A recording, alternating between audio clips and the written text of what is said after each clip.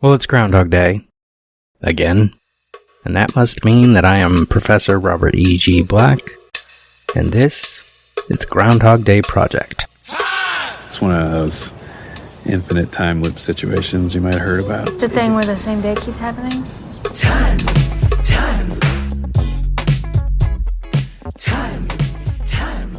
I wake up every day right here, right in Punxsutawney, and it's always February 2nd. The last revision is what counts, apparently.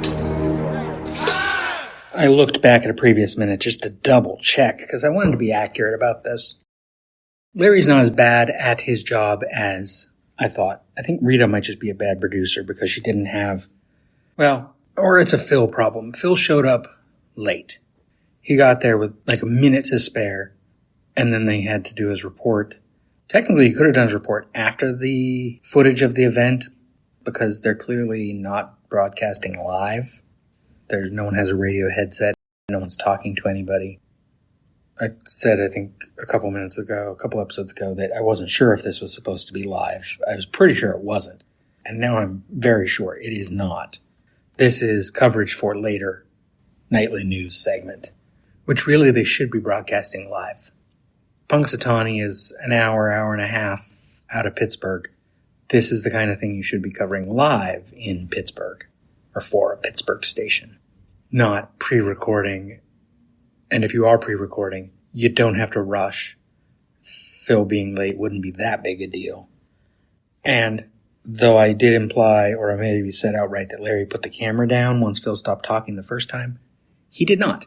He actually turns it toward the stage. Larry's doing his job.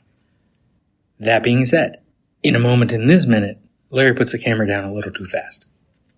Because we continue this minute in the mid-sentence, Phil was cut off saying this is one time where television really fails to capture the true we continue, excitement of a large squirrel predicting the weather. I, for one, am very grateful to have been here. From Punxsutawney, this is Phil Connors. So long. And Rita, as producer, says, okay, want to try it again without the sarcasm? Yes, make him try it again. Don't ask. I know it's your first time being the producer for Phil. Maybe your first time being producer on location. Not sure. In the context of the film, it doesn't really establish that, just that she's new. Doesn't tell us how new. Phil, taking charge, says, we got it. I'm out of here. And turns to leave. Larry has put the camera down literally as soon as Phil finished. This is Phil Connors. So long. Maybe Larry was hoping they'd have to do it again. And do it without the sarcasm. Because for editing purposes for later, for this to be on the nightly news, Larry should have held on Phil a little longer so they get a good cut point for the shot. Cutting off that close to the action is not good for the editing. You need a little extra space. Larry says, prima donnas. He's calling Phil a prima donna again. Because Phil is. He thinks he's everything. Everything's for him. And he's too good for it. And then we cut to, we get the exterior shot with the snowplow, digital snow put over snow superimposed over the image. I don't know that it's digital. Then we get Larry saying, boy, take a look at this. And he is, of course, looking ahead on the new road as we cut. I forget when the cut happens, but dialogue, Phil says, what is going on? And Larry says, I don't know, Phil, perhaps it's that giant blizzard we're not supposed to get. And I love that because Larry is winning this conversation. As I said a couple minutes ago, every conversation with Phil is a competition. And Larry's winning on this one because that's a good one. It's that giant blizzard we're not supposed to get. Larry is paying attention to the things Phil says in his report. Because it was supposed to push off to the east and hit Altoona. It wasn't supposed to hit Pittsburgh or Punxsutawney. And it doesn't hit Punxsutawney. But it's hitting in between Punxsutawney and Pittsburgh. I don't know how big a blizzard that makes it. The view ahead shows there's a truck that has jackknifed and is stuck right out before an overpass. And I forget what this expressway is called, but it is north of the city of Chicago. And you can also see it in, I believe, is it Dark Knight Returns? I think it's Dark Knight Returns. Might be Batman Begins. One of the Nolan Batman movies. They went on the same highway. We're north of the city of Chicago. In terms of the film, we're somewhere in between Punxsutawney and Pittsburgh. Actually, the fact that there's this solid over an overpass with those big buildings we see in the background and the big concrete barriers, it doesn't look like a rural highway. And it's not. It's right outside of Chicago. But it's supposed to be somewhere close to Punxsutawney. And Phil says, this is impossible. And he honks the horn, and I don't know what honking the horn is going to accomplish in this moment, because there's a truck blocking the road and cars coming to a stop. I don't know what Phil thinks he's going to do. But he is a prima donna, and now he is impotent to do anything. Larry responds, hey, no.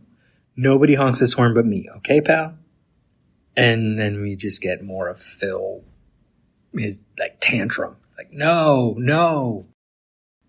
And next minute he's gonna get out of the fucking van because he can't help it.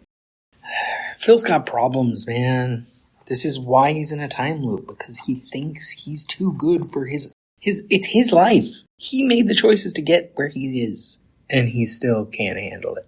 And, I understand that. Right now, I am in a classroom on the USC campus teaching for Upward Bound by way of Trade Tech, which is one of the schools I adjunct for. In summer, they do the Upward Bound program on the USC campus. 30-some years ago, I was here as a student. I went to USC out of high school because I wanted to major in film. I just walked past the film buildings today. I can't see them from the windows of this classroom, but this was a place I chose to be, and then it was a place where I chose to drop out after 2 years. That was an expensive choice. Both of those choices, very expensive for me. And so I get it. You make choices, and you live with them, to quote Phil from later. Phil's problem is he doesn't want to live with his own choices. Putting him in a time loop means he doesn't have the option of doing anything else. He can't just wing it. Well, you can. It just takes an awful lot of work. Because everything's the same. He needs the monotony. He needs the repetition. Because it's the only way to force him to be someone else. And to realize that change, being trite and cliched here, but change comes from within. That's Phil's lesson. It's a good lesson. It's a lesson we've heard many, many times and in many, many films. But there's a reason it's a lesson we keep hearing over and over. It's because it's a lesson that a lot of us still need to learn sometimes. We need to figure out if you made a decision that didn't end well, you can't just complain about your life that resulted. You have to do something about it. And if you take anything else from this movie, it should be to inspire you toward that. If you are dealing with what Paul Hannum calls the Groundhog Day effect in your life, where every day seems the same and nothing that you do matters, if that about sums it up for you, then you need to be the change you want to see in the world. Oh, and I'm going to get out of here before I say anything else, any other cliches that we hear far too often when most people aren't doing anything to be the change they want to see in the world. Including myself. And probably including you listening to this. That's minute 16. Till next time, watch more movies. You were gonna say that.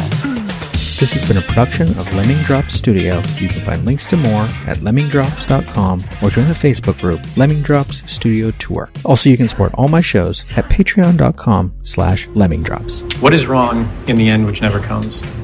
Or which comes again and again, laughing, like waves. Since the Big Bang set everything in motion, everything that happens in this universe has to be the way it is.